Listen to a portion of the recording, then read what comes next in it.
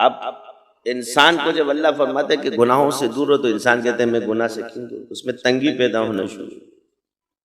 جیسے جیسے اس کی زندگی جاتی ہے وہ فلم سٹار بھی بن گیا، اداکار بھی بن گیا، مگر دل کا چین اور سکون تب ہے۔ اس نے محل بھی لے لیا مگر وہ محل ہی اس کو کاٹ رہا ہے۔ اب کافر کے پاس تو ایمان نہیں ہے، وہ اور بے چین ہے۔ تو کافر کا ایمان یہ تب متلاشی ہے کہ بھئی کیا کر دیں، عورتوں کو بھی آزادی دے دی، مردوں کو بھی آزادی دی تو شاید ہماری زندگی میں چین آ جائے، سکون آ جائے، مگر چین دور ہوتا جا رہا ہے۔ وہ چلا گیا جانوروں پہ، ادھر بھی چین نہیں۔ پھر ہم جنس پرستی میں پڑ گئے، ادھر بھی چین نہیں۔ جدھر جا رہے ہیں تو بے چینی ہی بے چینی ہے۔ تو بس اس بات کو پہچان لو کہ گناہ انسان کو بے چین کر دیتے، یعنی یہ معرفت آپ کو آ جانی چاہیے کہ گناہ انسان کے اندر اس طرف۔ تو اس کی کیا ہے، اپنے مائنڈ سوچتے یہ کروں گا تو یہ ہو جائے گا، ایک ہی چیز کر لو، کافر ایمان لے آئے اور مسلمان توبہ کرے۔ اب وہ اس غم میں ہوتا ہے کہ جی میں توبہ کروں گا تو مجھ سے تو دوبارہ ہو جائے گا، میں توبہ کیوں کروں، شیطان نے ادھر ڈال دیا اور ادھر شیطان اس کو دوسری جگہ پہ لگا کر کے قدرت کے مقابلے میں لانا چاہتا ہے، کیونکہ وہ متلاشی ہے چین اور سکون کے، اس لیے تو یہ اسباب بن رہے ہیں۔ پنکھے سے اے سی بن گیا تو کیا ہے کہ اپنی سہولت کے لیے، پہلے تو نہیں تھا، لیکن لوگ تو جیتے تھے۔ بلڈنگیں بننا شروع ہو گئی تو اسباب بننا شروع ہو گئے، کم جگہ پر زیادہ نفع بخش، کیا ہے کہ ہمیں چین ملے، مال ملے، روزی، بڑی بڑی عمارتیں بن رہی ہیں۔ یہ سب کیا ہے، اس میں ایک ہی وجہ ہے کہ ہمیں سکون مل جائے۔ کیا مل جائے؟ ہماری زندگی کیا ہے، پرسکون پہ رہے۔ شروع سے ایک مائنڈ سیٹ بنا لیا ہے پڑھنے لکھنے کے، ایک گھر ہوگا، بیوی ہوگی، بچے ہوں گے، چائے پینے آرام سے سکون سے آئیں گے، گھر بڑا ہونا چاہیے، چھوٹا ہونا چاہیے، یعنی سکون دنیا سے وابستہ کر دیا۔ لیکن جیسے جیسے چیزیں بڑھتی جاتی ہے سکون اور بگڑتا جاتا ہے، ٹینشنیں بڑھنا شروع ہو جاتی ہیں۔ جھونپڑے میں تھے تو مٹکے کا پانی پیتے تھے، خوش تھے، اب بل کی غلطی، اب جیسے ہی آ گیا تو بل بھی دینا ہے۔ مکان میں اے سی آ گیا تو بل بڑھ گیا، پیسہ آ رہا ہے تو بیماریاں اور زیادہ ہونا شروع ہو جاتی ہے۔ کہتے ہیں کیا ہے، غریب تھے تو کوئی بیماری نہیں تھی، چٹنی روٹی کھاتی، کیونکہ کھانا کم تھا، مرغن نہیں تھے، اس لیے بیماریاں بھی کم تھیں۔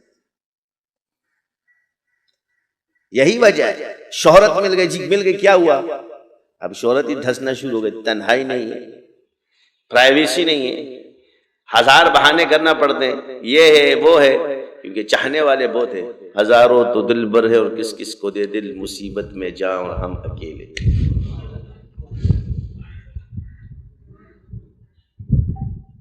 پوری زندگی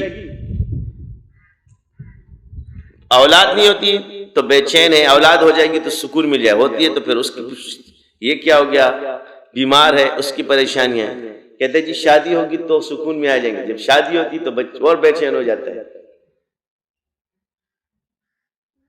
کیونکہ انسان چین اپنے دماغ سے تلاش کرتا ہے، اس نے ارادے کی کہ اس سے سکون ہے، اس سے سکون ہے، اس سے سکون ہے، وہ اللہ کی معرفت کو اپنی طرف سے سمجھنا چاہتا ہے، جو کہ مشکل ہے۔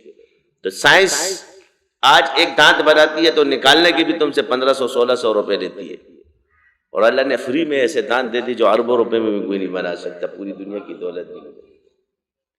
ہماری آنکھوں کی روشنی سائنس نہیں لا سکتی، اس کو نکالنے کے بھی پیسے لیتے ہیں، مگر اللہ نے اس کو روشن کیا ہم سے فری میں۔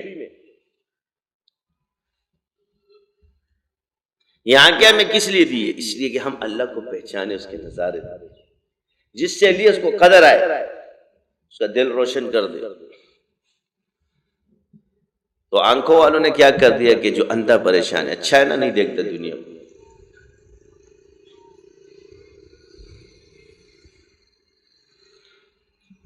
تو ہر سبب کو اللہ نے دو چیزیں بتا دی۔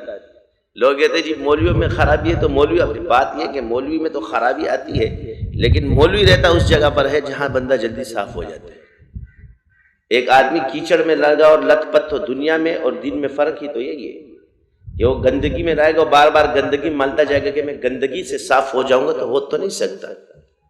لیکن دین میں تو پاکی ہے، اگر وہ غلطی کرے گا تو دین کی برکت سے پاک بھی ہو جائے گا، کیونکہ نیکی بدی کو ختم کر دی، بدی کو ختم نہیں کرتی، کیونکہ گند سے گند صاف تو ہو سکتا ہے مگر پاک نہیں ہو سکتا۔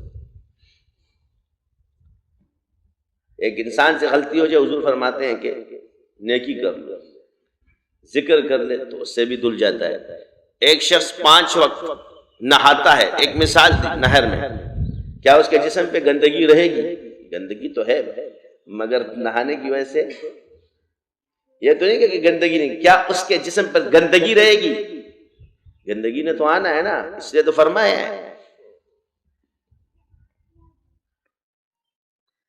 صحابہ نے کہا نہیں، کہ اسی طرح جو شخص 5 وقت نماز پڑھتا ہے اس پر بھی کوئی گناہ نہیں رہتی، پاک ہو جاتا ہے، صاف رہتا ہے۔ گناہ سے پاک کیوں؟ کیا استغفار ہے۔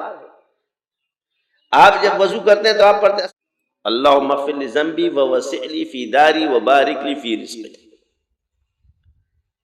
یہ آپ وضو کے دوران پڑھتے ہیں، ہر اعضاء پہ آپ یہ دعا پڑھ رہے، تو کیا اس کا مطلب؟ یعنی ہر چیز پہ موقع پہ حضور نے ہمیں دعا سکھائی۔ کیوں سکھائی؟ کہ آپ اپنے دماغوں سے مت چلو زیادہ،